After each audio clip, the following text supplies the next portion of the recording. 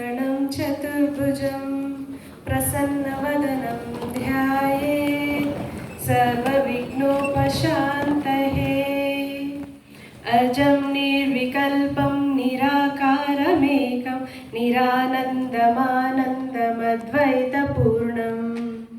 अजं निर्विकल्पं निराकारमेकं निरानन्दमानन्दमद्वैतपूर्णम्।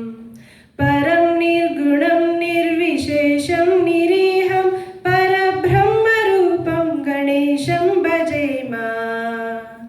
परब्रह्मरूपं गणेशं भजेम। गुणातीतमानं चिदानन्दरूपं चिदानन्दभासक अन्यगम्यं। मुनिध्येयमाकाशरूपं परेशं परब्रह्मरूपं गणेशं भजेम। परब्रह्मरूपं गणेशं भजेम। अजं निर्विकल्पं निराकारमेकं निरानन्दमानन्दमद्वैतपूर्णम्।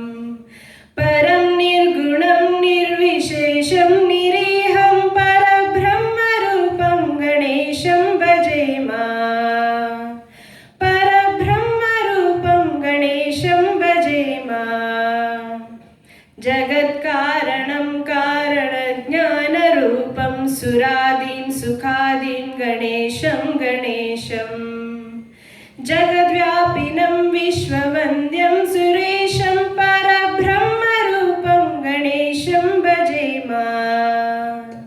परब्रह्मरूपं गणेशं भजेम।